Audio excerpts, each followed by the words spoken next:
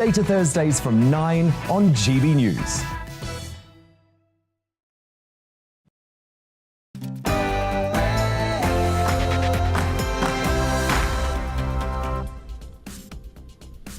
GB News on your television and on your radio. On tonight's Mark Steyn show, the Ukrainian war opens up a new Western front. Chelsea. What's up with that? And what's up with all the nuclear talk from Joe Biden and co? And how wide is the gulf between the real war and the propaganda war? We have a stellar lineup of guests, but not as stellar as you, the one part of the show we can't do without. Let me know what's on your mind by email, gbviews@gbnews.uk, or you can tweet me at gbnews. Stump the Steins coming up. Ask me anything about anything you like. Feel free to throw in a few ad hominem attacks. Yes, my hairpiece needs vacuuming, but if that's the best you've got, go for it. All that coming up after the news with Miranda Shunka.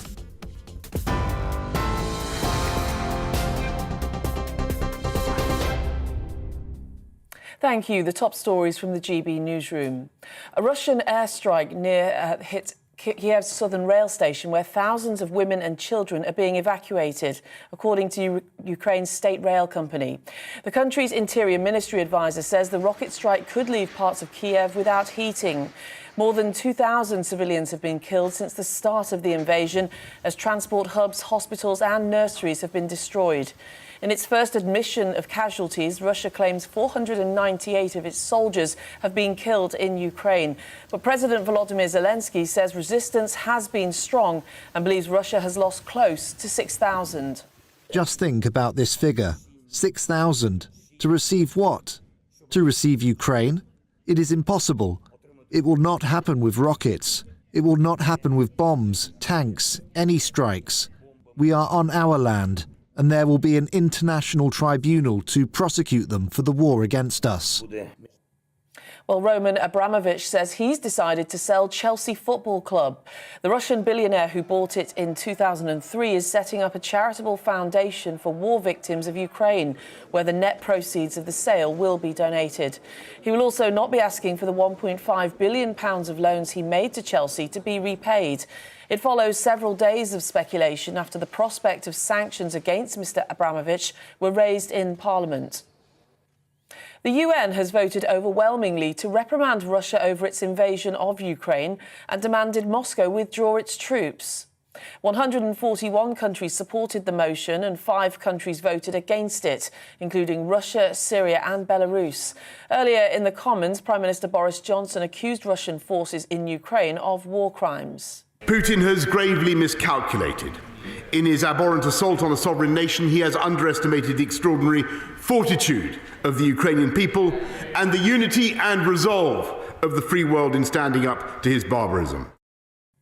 Well, meanwhile, the humanitarian crisis continues to build.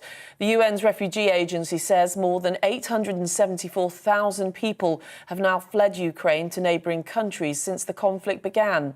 Poland has taken in almost 500,000. And in other news, police say it's a miracle a 15-year-old girl who was shot at a bus stop in Liverpool has survived. Reports of gunfire in Toxteth were heard just after 5 p.m. yesterday. The girl was taken to hospital and remains in a stable condition. Merseyside police say a 21-year-old man has been arrested on suspicion of attempted murder. Well, on TV, online and DAB Plus radio, this is GB News. Now it's back to Mark Steyn.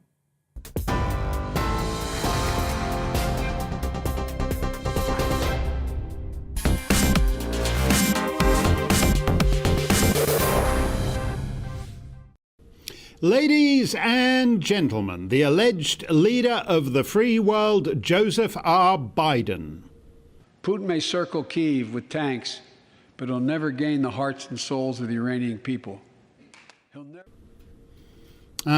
Circling Kiev with tanks is no way to win the hearts and souls of the Iranian people, nor come to that the Costa Rican people, nor the Papua New Guinean people. What part of that doesn't Vladimir Putin understand?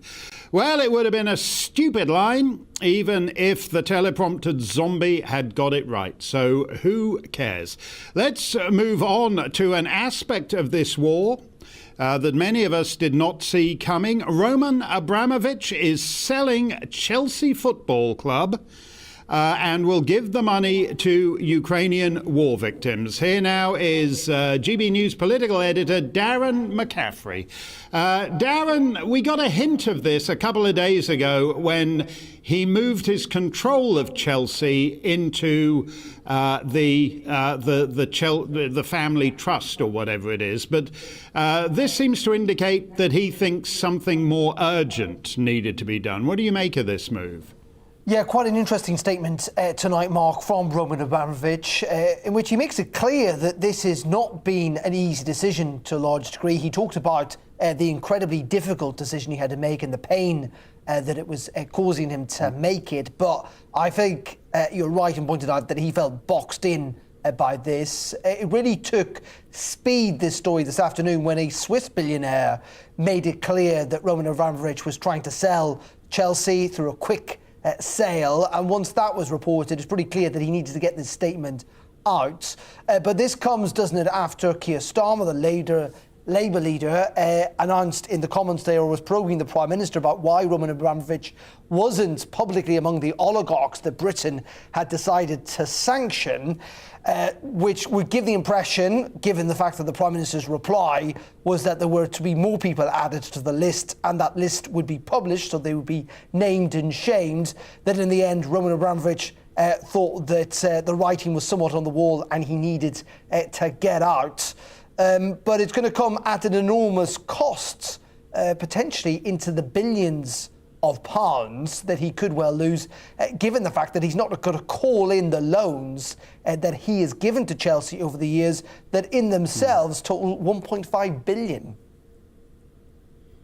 So there's loan forgiveness and then this extraordinary extra step where he's giving all the proceeds to Ukrainian war victims. What do you make of that? Yeah, indeed. And of course, that 1.5 billion, you know, we're looking at potentially the sale of Chelsea without those loans being taken away, maybe of 2.5 billion. So we're talking about a lot of money, you're right, which he's decided to set aside for people who suffered in this war and will inevitably do in the weeks and months, maybe even years to come. What is interesting, I think in many regards, yes, that he's doing this, of course that is, and it is a sign that he is giving up enormous amounts of wealth, essentially to get away possibly from these sanctions, though it is possible, of course, as these sanctions were tough enough, that money would have gone anyway. But also, I think, Mark, what was not in the statement is in many ways interesting. Lord Lebedev, of course, who's the proprietor of the Evening Standard earlier on this week, took the front page of that newspaper to attack Vladimir Putin and to attack this invasion. Roman Abramovich has not done that. He does not make reference to Vladimir Putin in that statement at all. He does not condemn the invasion. He, of course, has strong ties to the Russian president. And as I say, I think what is interesting is that, yes, it is clearly a marker of good that he is potentially going to give billions of pounds to Ukrainians who are suffering this invasion, but in the end, he's not willing to go as far as to condemn the man who started it. No, that's certainly true, Darren. Thank you for that. Oligarchs seem to be on the move, though, at least in terms of trying to position themselves. Let's go now to Oliver Carpenter, who's a Chelsea fan, as it happens, but he's also a political analyst, and he well knows the goings-on of oligarchs in London. Oliver, these guys have had the run of the town for the last 3 decades, to the point where Londongrad is basically the western capital of the Russian Empire, to all intents and purposes. And they're well connected, they're plugged in, they know everyone, they're responsible. There's more butlers than at any time since the Victorian era, because they're such a helpful employer of the butling classes. They're plugged into everyone who matters. Is this the beginning of a serious change, or is he just trying to escape any personal complications for himself? Well, it's certainly an interesting situation. The whole Abramovich being an oligarch in the first place is a story that runs back 2 decades and is and his involvement with Chelsea is from 2003. So he's got a lot of history with the city, a lot of history, of course, with Chelsea Football Club as well. It seems like to me like he will sell now, placing the club under the stewardship and care of the Charitable Foundation Trust at Chelsea seems to have been the sort of canary in a coal mine, as it were, for Chelsea and Abramovich. It seems that with it seems like the British government might have him dead to rights in terms of going to sanction him, or maybe they already have begun in some way, and perhaps they have told him, you've got this amount of time to get out, take your things, sell the club and go. Yeah, because there's clearly pressure to just seize the assets of these guys. And you can understand they're clearly in something of a panic, because they've got a matter of hours, perhaps, to make some pretty big changes in their lives. Certain of these oligarchs keep a low profile, and you don't hear about them until there's like a mysterious helicopter crash of one of their associates on the way to their mansion in whichever corner of the country it is. And then there's other ones who are part of the fabric of public life. They own newspapers and they own football clubs. Is Abramovich beloved by Chelsea fans? Is he popular with Chelsea fans? Yeah, I think it's fair to say he's pretty popular with Chelsea fans. I think everyone's at the club and all the fans are very thankful for what he's done, because he is synonymous with success at Chelsea Football Club, and success, especially from a sports washing perspective, is able to sort of paper over a lot of the cracks and some of the things that we've been able to learn about Roman this week, especially in terms of people worrying about his stance with Putin and Ukraine. But it seems like it's important to note he's a really private guy. He didn't speak to the media for 16 years, I think it was. And for him to now come out and make a statement saying that he's going to sell the club, it might be that there's just too many eyes on him and he's fed up of being linked back to the Kremlin. He's in a slightly ambiguous position. There's oligarchs who wound up in London because they fell out with Putin. And as you know, Putin's not above having his enemies killed on English streets. And then there are other oligarchs who came over here just because Putin helped make them filthy rich, and they're still buddies with him, but they just want to live the high life in the West, in the south of France and the Swiss Alps, and in the glamorous world city of London. But no one's quite sure what camp Abramovich falls into. He's been very cagey about that. He's sued over allegations that he's embedded with Putin and the regime, but he's played it very carefully. He's not one thing or the other. Yes, I think it's fair to say that. It's certainly fair to say in the past he was more in league with Putin. He was a governor of an oblast in Russia. He was the person who gave Boris Yeltsin Putin as a choice for his successor. He also went to Putin and recommended Medvedev when he was stepping down for 4 years to run a small term as prime minister.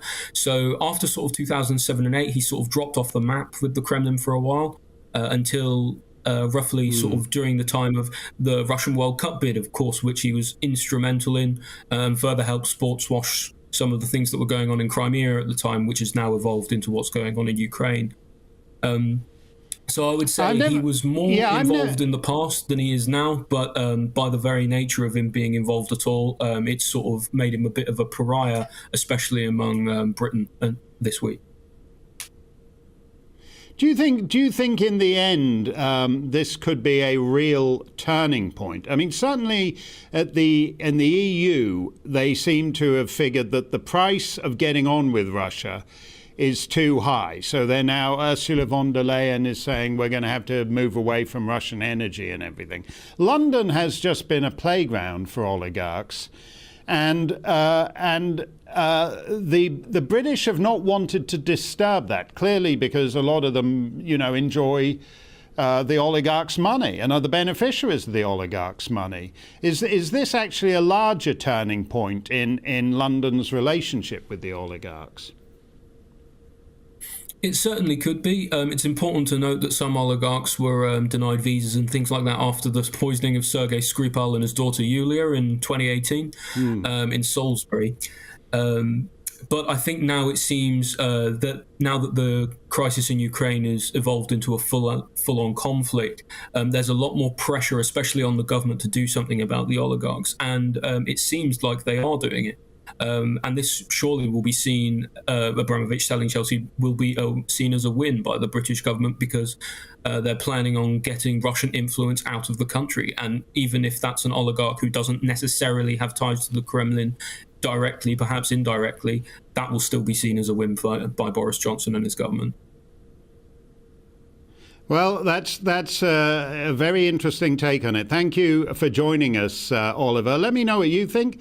GBViews at gbnews.uk, or you can tweet me at GBnews. I will say this, just looking at Chelsea beyond the football club, if you go to a lot of very pleasant little mews lanes in Chelsea, you'll find that so much of the property is owned by oligarchs now. I had an elderly spinster complained to me a year or two back that her street wasn't quite glamorous enough, so they were getting like the third-rate, fourth-tier oligarchs, which is like even worse for the neighbourhood, because it's not just the guys with all the money, it's the guys who order the actual killings and in some cases do the actual killings. Big changes, social changes in the more fashionable parts of London these last 30 years. We've got lots more straight ahead, all aspects of this strange new world. Stick around, we'll be right back.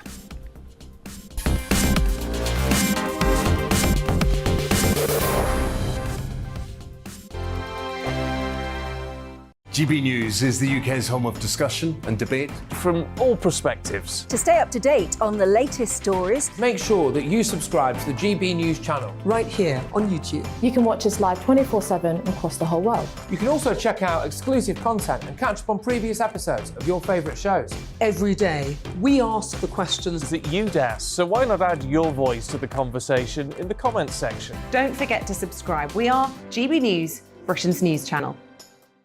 Every night at 11 on GB News, we bring you the next day's stories the day before. Basically like time travel. If it's a big story, we'll cover it, guaranteed. But we'll also have some fun along the way. Big opinions, big laughs. Sometimes big hair. This is Headliners, the paper review show that won't send you to sleep like the others will. 11 p.m, 7 nights a week. Join us.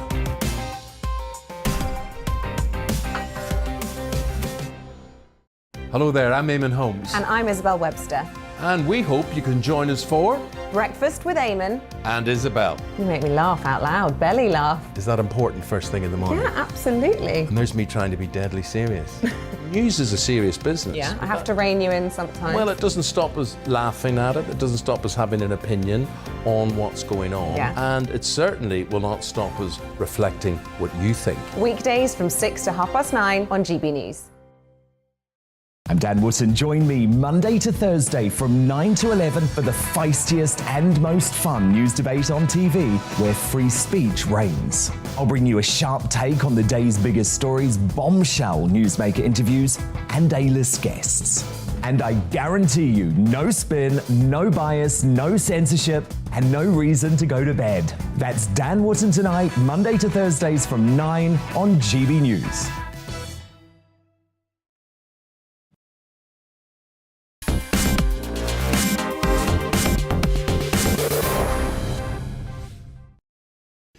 Let's get to your emails on the gulf between the real war and the propaganda war. James says, we've been living in a dream world in Europe, thinking we lived in post-war society. Well, I'll reprise my old line, James. I think I did it last week. The illusion of permanence is the curse of every age. It's the delusion of every age. The fundamental things apply as time goes by, as some songwriter once wrote.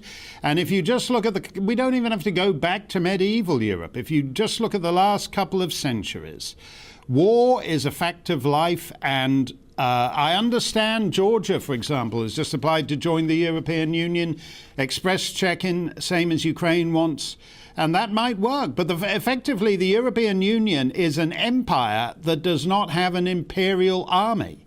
And if you're the old-fashioned kind of empire, like Russia and China, you get that. You get that very clearly. Max says it's easy to think that propaganda is only when the other side do it, but our side seem unquestioning in our policies too. Well, I have to laugh because I mentioned this yesterday, that lady who showed up at Boris Johnson's press conference on the Polish-Ukrainian border and stole the show, basically. Her little clip went viral, demanding that he send the RAF up into the skies over Ukraine to shoot down Russian bombers. That lady turns out to work for the World Economic Forum. She's one of their so-called young global leaders. She's been in a Joe Biden campaign ad. Think about that for a minute. What are the odds of somebody turning up in a Joe Biden campaign ad in 2020, and then little over a year later, she's also the star turn at a Boris Johnson press conference on the Polish-Ukrainian border? You don't have to be a conspiracy theorist to think that. And by the way, there's been a huge loss of trust in Western governments over the last 2 years because of the COVID. So if you want to go to war in good faith, or if you even want to comment on a war, or even enact sanctions, or even project your stupid Stand With Ukraine hashtag onto Buckingham Palace or whatever, you still ought to not be so clever with these things that the gal from the Joe Biden campaign ad winds up passing herself off as a journalist on the Polish-Ukrainian border. Very well. As Philip says, let's go to Philip's comment. We're terrible in our propaganda war. No one believes in the West anymore. That's true.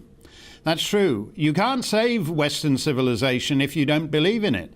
And all over the West, there are governments who basically hate their entire civilizational inheritance, including many members of the so-called Biden administration, including Justin Trudeau in Canada and many others. Not so much on the continent, but certainly in the United States and Her Majesty's dominions. Thank you for that. Don't forget to keep them coming. Stump the Steyn. Shoot me anything you want. GBView. I don't mean shoot me in the Ukrainian sense. That's just a figure of speech for send me an email. gbviews@gbnews.uk. Crude oil. Did you see this? It soared up to over $110 a barrel. So it's actually doubled since Joe Biden took office. $55 per barrel on January the 20th, 2021, just a year ago. The quickest way to end the war would be to drive oil down to $40 a barrel. But Joe Biden, Boris Johnson, and the entire Green movement are committed to policies that make the Kremlin richer every day. The world is basically in the grip of a Greta Thunberg, Vladimir Putin axis of evil. So what does that leave us with? Well, the fatuous hashtags are losing their novelty value, and you can only project the Ukrainian colours onto Nelson's column so many times. And Boris Johnson had to tell that strange Davos lady from that Joe Biden campaign ad that he wasn't going to order the RAF to shoot Russian warplanes out of the sky. To be honest, I can't stand all these narcissists in public life who want to get a piece of the action without having to perform any action. Here's some MP or other. I can't even be bothered finding out his name, but here's some MP or other signing Parliament's so-called Book of Solidarity with Ukraine. Yeah, take a look at... Yesterday, I signed the Parliamentary Book of Solidarity for Ukraine to show our support for the people of Ukraine. What actually is a Book of Solidarity? Well, it's apparently like a book of condolence, but they send it to you just before you die. The all-star charity single of imagine there's no countries should be due any time. So what does that leave? It leaves war, old-fashioned war, brutal, bloody, savage war by Moscow rules. They have been pounding Ukrainian cities, especially Kharkiv and the Black Sea port town of Mariupol, which the Russians expected to have taken days ago. Their third-rate, unenthusiastic infantrymen are largely irrelevant to what's happening. As the deputy mayor, Sergei Orlov, says, the Russians do not fight with their army. They just destroy entire districts. And that's what they're doing, flattening apartment blocks, schoolhouses, hospitals. They're like you and me. They've got Google Maps and GPS and all that stuff, so they know what they're hitting. Their intention isn't to do urban close quarters fighting. Their intention isn't to go door to door. It's to put a rocket through enough doors that any survivors just flee. Close to 1 million Ukrainians have already fled the country in this first week. At that rate, if the war goes on for 9 months, Putin won't need to win Ukrainian hearts and souls, as Joe Biden's speechwriter presumably intended it. He won't need to win Ukrainian hearts because there will be no Ukrainians left in Ukraine. We have senior figures around the globe, the American president, the Russian foreign minister, talking about nuclear war now, as if it's just sitting out there like Superstorm Eunice. Might make landfall, might not, but best to keep an eye on it. Nikolai Sokov is a former official with the Soviet Foreign Ministry and then the Russian Foreign Ministry. His particular expertise is nuclear weapons, and he's now a senior fellow at the Vienna Center for Disarmament and Non-Proliferation. Nikolai, it's weird to have all this nuclear chatter. Good evening to you. Thank you for joining us. It's weird to have all this nuclear chatter in the air at such a high level between senior figures in Russian and American governments and other parts of the world. Is there really anything at risk here? Is there any scenario in which something nuclear could wind up happening? Well, there's always some risk, but I would say that the risk is still quite low, as long as NATO and in Russia, or the United States and Russia, do not come to actual blows. The risk of nuclear use will be low. So we should actually not worry too much, as long as conflicts are right now between the West and Russia over Ukraine continues to be mostly about political sanctions, economic sanctions, all those things. Well, in this sense, the proposals about enforcing a no-fly zone over Ukraine would actually come nuclear war uncomfortably close. Well, let me ask you about that more generally then. It's widely agreed that this first week hasn't gone Vladimir Putin's way. There was talk, for example, in the early days of the Afghan campaign, when Osama bin Laden was assumed to be holed up in one of those caves in Tora Bora, of the Americans using so-called bunker busters, contained nuclear devices that put most of that burrow into the earth and put more of their radiation down into the earth. Is there any kind of are there circumstances in which the Russians, who haven't used their air force at all really in this first week, might be driven to use some kind of controlled nuclear device? No, not limited nuclear use in Ukraine, definitely not. That's not going to happen. Nuclear weapons are really reserved for very big things. Nuclear weapons are reserved for a war, maybe not global war, but at least a large-scale war, say with NATO, for example. So yes, that would be the scenario. That said, the fact that Vladimir Putin has actually invoked nuclear weapons now twice publicly, that's really not a good sign. We've seen similar kind of cases in the past during the Cold War. There were several close brushes. So it's really kind of very bad news that we see the same kind of situation where nuclear weapons are invoked. Well, in this case, to warn NATO to stay away, at least militarily, from the ongoing war. The nature of the war itself is changing. Yeah, no, carry on with what you were saying. The nature of the war is changing. The nature of the war is actually changing. Well, you see, Putin went in based on, in my view, mistaken actually assumption that once you send troops, they will be welcomed with open arms, at least in the east of Ukraine and the south of Ukraine. That did not happen. So there were limits on the use of firepower. As you mentioned already, that Air Force has not really been used much. They try to avoid shelling cities and so on and so forth. So try to limit kind of civilian casualties and damage to infrastructure. In the first 2-3 days, strikes were almost exclusively against military bases. And that began to change yesterday. So now it looks more like the usual kind of war, the way the war is actually fought these days.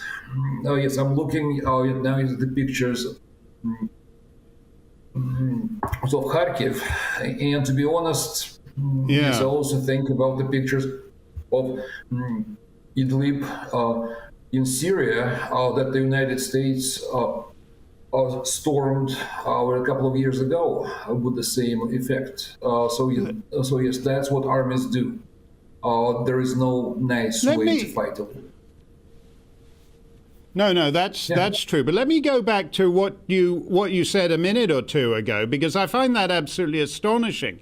You think that Vladimir Putin sent those Russian troops in, and he expected Ukrainians to welcome those Russian troops as liberators. And I find that very odd because, Putin is a KGB guy. Back when you were working in Moscow, he was the KGB guy in East Germany.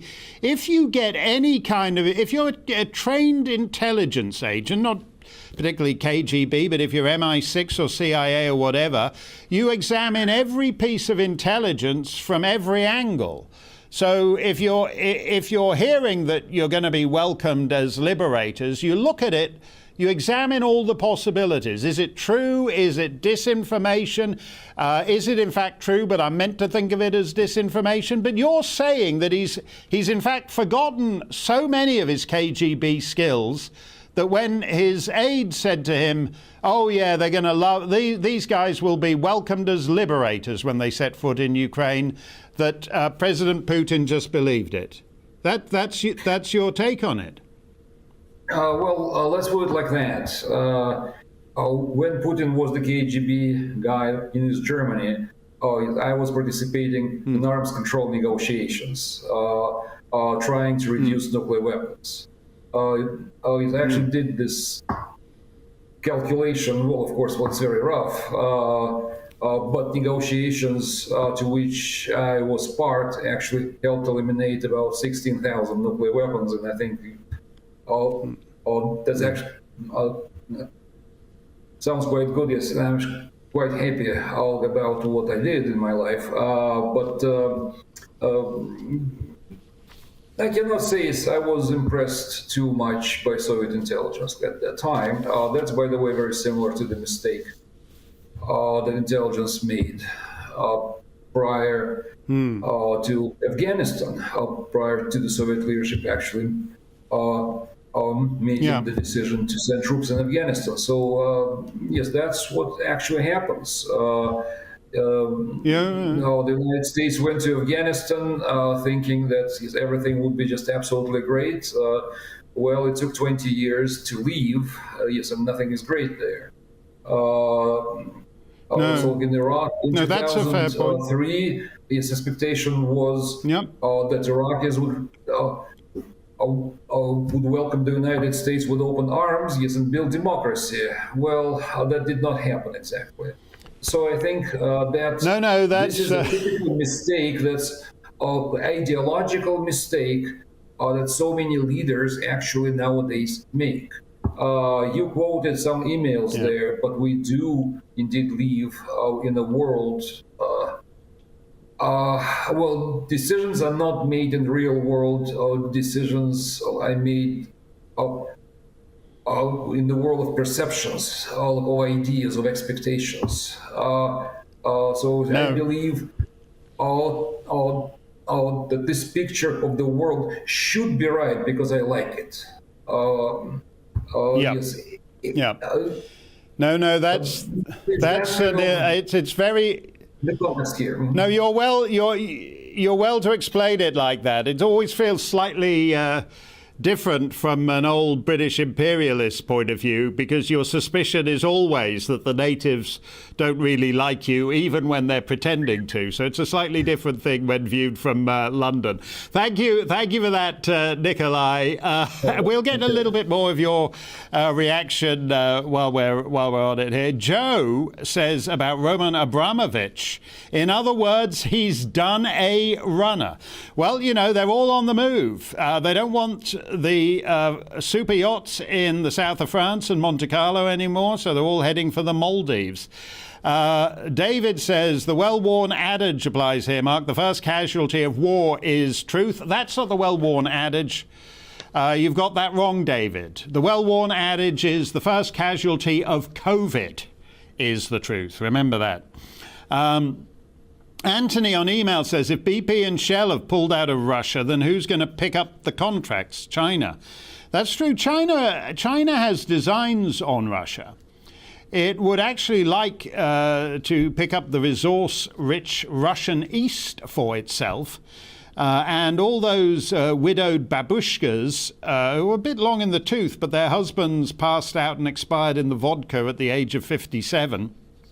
And China has a huge mass surplus of young men for whom there are no women because of their one-child policy. So sending all its young men who can't get any action to take wizened old Russian babushkas round the dance floor would be a big geopolitical solution to them. Eileen says, why do the press keep mocking this man, Joe Biden? I blame the stupid people who voted him into the White House. Beware those who want to vote for Trump, as he will also be elderly when elections come round. Trump is actually older than Joe Biden at the moment. And it's just that Joe Biden has a particular marble shortage. I mentioned earlier that the price of oil is $110 a barrel. I think for Joe Biden, the price of marbles is even higher. He can't get in. George says, what is an oligarch? It's always preceded with Russian. Not always. There were Kazakh oligarchs. You could just ask, check the donor lists to the Clinton Foundation. Every no-name Stan. Who gives a Stan has oligarchs. They're prevalent in Central Asia too. How is an oligarch different from a Bill Gates or a Mark Zuckerberg or Jeffrey Epstein while he was still alive, or any other Western businessman? Is there some dollar threshold to join the club? What about a super yacht? How about if you marry super rich women? Is John Kerry an oligarch? No, he's a gigolo. He just married an heiress. He married the tomato ketchup heiress. So you can't just marry an heiress and become an oligarch. She's an oligarcharina, Teresa Heinz Kerry. So it's more complicated than that. Ukraine's President Zelenskyy has become an heroic figure on the internet, but the Biden administration seems faintly embarrassed by the contrast between him and their own supposed leader squinting into his prompter and mangling the lines he's been fed. Remember President what's name in Afghanistan, that guy who loaded up the chopper with as much dough as it could carry and hightailed it out of there? Zelenskyy offered a flight out by the Yanks, told Washington, quote, "I need ammo, not a ride."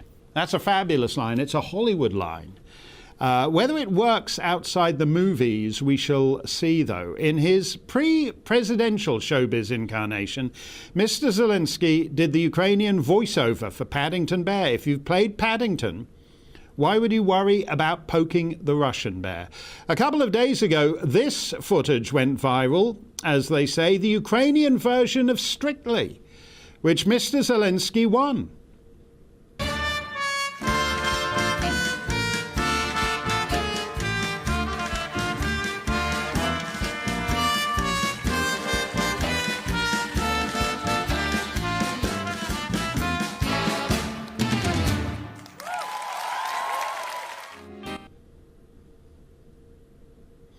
Yeah, we are all dancing blind in Ukraine, but some of us are doing it with more finesse. I don't mock that. It takes great self-discipline to enter Strictly Come Dancing and determined to win it. And we're talking world leaders here. Would you want to be the lady who has to teach Boris Johnson the merengue or Joe Biden the paso doble? You'll never win the hearts and souls of the paso doblean people by having Joe Biden trip the light fantastic, because all he'll do is trip. Zelenskyy is having what we used to call a good war, at least on the internet. He's taking it to the next level. Pravda, that's the Ukrainian Pravda, not the Russian one, has now leaked the personnel data of 120,000 Russian soldiers fighting in Ukraine. The more clever the Ukrainians get, the more brutal the Russians get. They do something that is witty and inventive in their propaganda, and Putin responds by flattening an entire residential district. So he's fun to watch, Zelenskyy, but it's a bit like watching Noel Coward say something devastatingly witty on the tube, and then the thug in front of him just punches him in the kisser. Whether Zelenskyy can keep this up and actually win the war on the ground is what's going to matter. Coming up, you can ask me anything you'd like in Stump the Steyn, GBViews at gbnews.uk. Don't touch that dial, because we're swinging right back with John O'Sullivan, live from Hungary.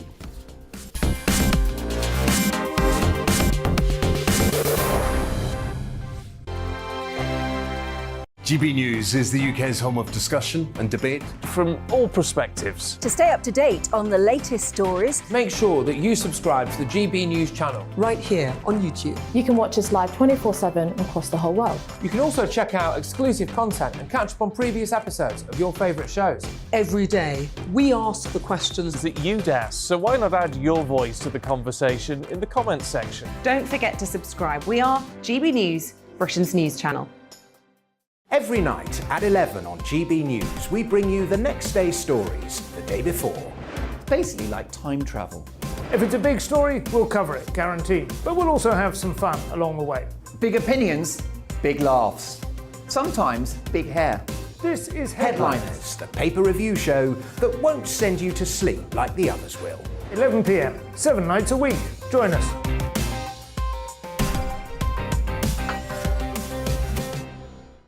Hello there, I'm Eamon Holmes. And I'm Isabel Webster. And we hope you can join us for Breakfast with Eamon and Isabel. You make me laugh out loud, belly laugh. Is that important first thing in the morning? Yeah, absolutely. And there's me trying to be deadly serious. News is a serious business. Yeah, I have to rein you in sometimes. Well, it doesn't stop us laughing at it. It doesn't stop us having an opinion on what's going on. Yeah. And it certainly will not stop us reflecting what you think. Weekdays from 6 to 9:30 on GB News. I'm Dan Wootton. Join me Monday to Thursday from 9 to 11 for the feistiest and most fun news debate on TV, where free speech reigns. I'll bring you a sharp take on the day's biggest stories, bombshell newsmaker interviews, and A-list guests. And I guarantee you, no spin, no bias, no censorship, and no reason to go to bed. That's Dan Wootton Tonight, Monday to Thursdays from 9 on GB News.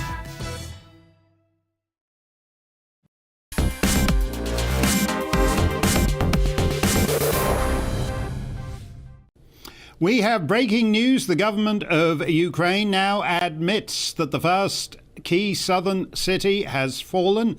That's the city of Kherson. The Ukrainians were claiming that it was still in Ukrainian hands only a couple of hours ago, but they now concede that Russian troops have indeed taken the city. We're always happy to see John O'Sullivan. He's a former speechwriter for Mrs. Thatcher, and he's now head of the Danube Institute in Budapest.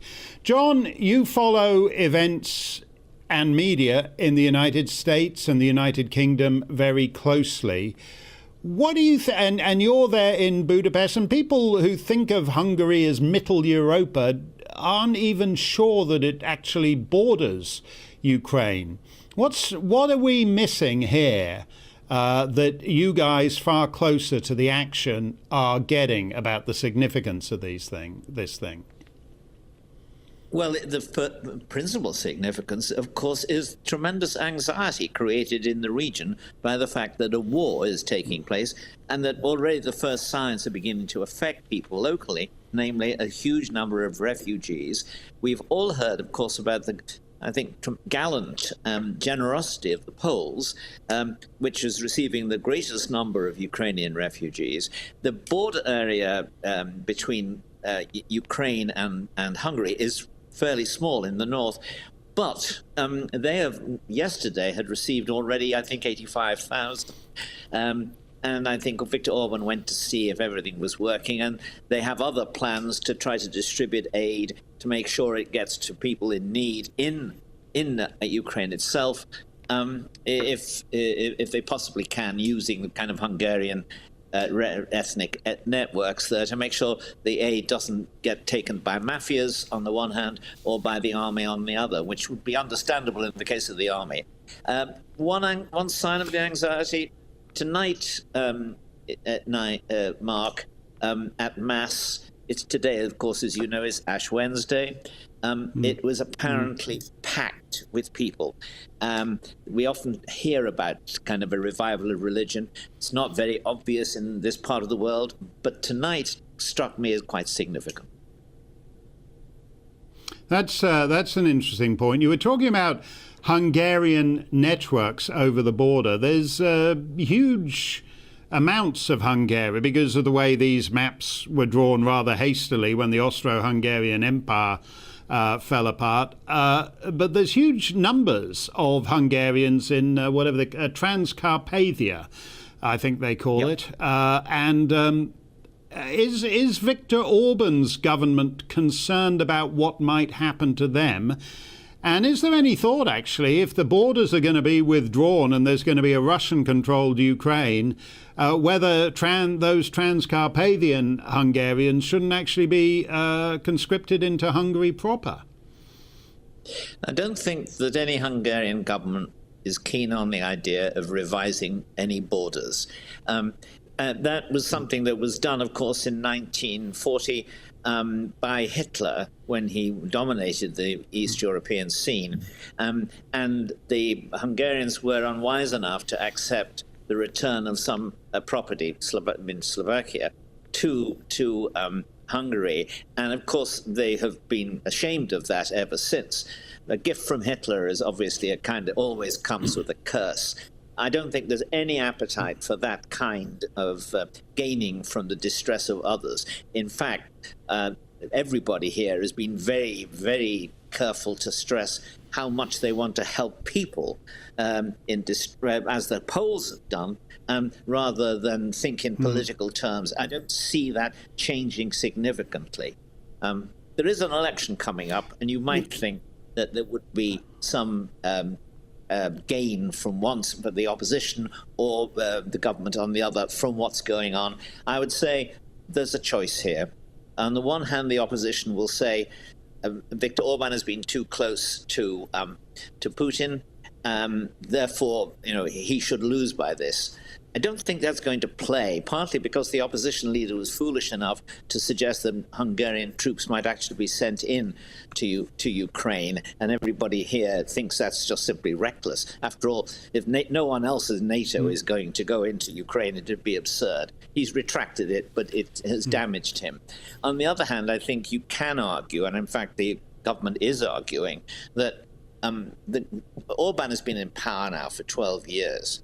He's got them through the pandemic. He's got them through the big flood that was threatened when the Danube was thought to overflow. He's got them through the early stages of his government, in which he persuaded the Swiss banks to, in a sense, not squeeze the Hungarians who'd taken out mortgages in foreign currencies and that kind of thing. One way or another, he's going to be able to say, I think he will say, I'm a safe pair of hands in a tight spot. You really don't want any experiments at this point. And I think that's probably going to be the more appealing appeal. That's interesting, because as you well know, John, from your own experience, that 12 years is just about the time. It's certainly in English societies in the UK, and for John Howard down in Australia, that's the time when people just want to change any change. But you think that because we're now back to kind of primal instincts, we're now back to something that most people haven't had to think about since their grandparents' day, that one day it's normal life, and then you wake up the next morning and your favourite little coffee house across the street has been blown to smithereens, and you're trying to call your missus, but there's no answer from her telephone. We're back to a kind of primal situation in Europe now, which is people haven't had to think about for a couple of generations. I think that's right, and I think the pundits have been coming under a lot of criticism. Both you and I are both pundits in this regard for not predicting that he would go in. Now, I said at the time when I was writing about this, I don't know whether he will or not, and only he does, and maybe he's not that certain. But what I think several of us did see was that the impact on public opinion in the world, but certainly in Europe, of a modern war being waged against a defenseless people would have much more profound psychological effects than we might have anticipated. People who thought, apparently Putin himself, that he could simply have a lightning dash to Kiev, take over, and really, in a sense, divide the country between himself and Zelenskyy. That now looks very, very foolish. The whole world is kind of horrified by what's going on. And I think that was always on the cards, and we should have taken more account of that. And Zelenskyy's very precarious popularity now in the world, because of his own personal situation, is a kind of testimony. The whole world is looking at him with admiration. And that is a very powerful factor in this game, because against him, what you have is this dark, brooding figure in the Kremlin who's not going out much anymore, is obviously terrified of his own entourage and thinks that anyone might hurl a bomb at him. So I think there is a good and evil feeling about this war, which in a sense envelops virtually everybody. And that's why, and that's played on very effectively, and I think very reasonably, by clever Ukrainian propaganda. Let me ask you this just finally, though, because it's not just that. It's also, you know, I don't know Hungary as well as you do, but I've been in eastern Hungary and western Ukraine, and the architecture of a lot of those western Ukrainian cities have very Habsburgian architecture in their downtowns, on their high streets and all the rest of it. And so it's a bit, you know, for people where you are, it's a bit like being in, you know, Wolverhampton and seeing Stoke-on-Trent being blown up. It's too similar to be able to watch with equanimity.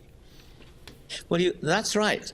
But you're making another important point there, which is that the argument from the Russians, and indeed from some of their academic intellectual sympathizers in the rest of the world, is that the Russians are trying to get control of what has been their traditional sphere of influence. But Hungary was never in their traditional sphere of influence. Slovakia was never in their traditional sphere of influence.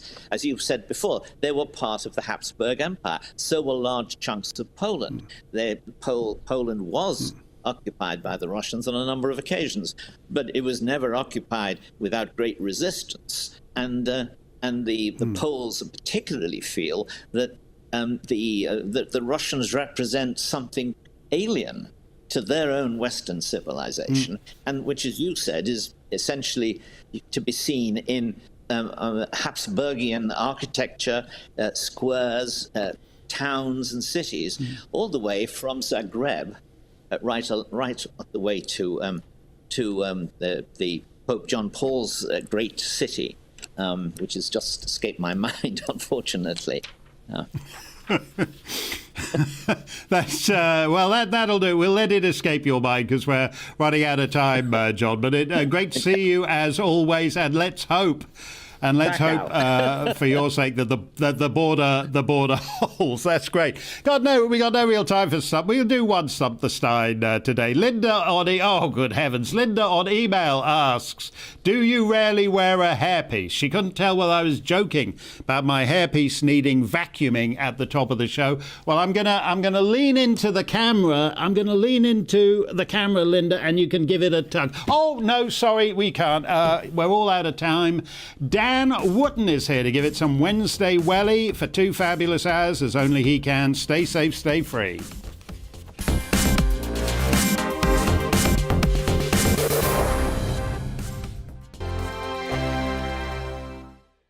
GB News is the UK's home of discussion and debate from all perspectives. To stay up to date on the latest stories, make sure that you subscribe to the GB News channel right here on YouTube. You can watch us live 24/7 across the whole world. You can also check out exclusive content and catch up on previous episodes of your favourite shows. Every day, we ask the questions that you'd ask, so why not add your voice to the conversation in the comments section? Don't forget to subscribe. We are GB News, Britain's news channel.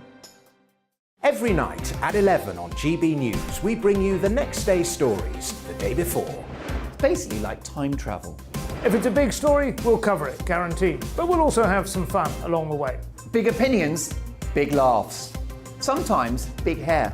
This is Headliners, the paper review show that won't send you to sleep like the others will. 11 p.m, 7 nights a week. Join us.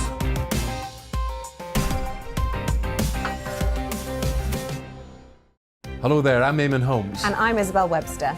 And we hope you can join us for Breakfast with Eamon and Isabel. You make me laugh out loud, belly laugh. Is that important first thing in the morning? Yeah, absolutely. And there's me trying to be deadly serious.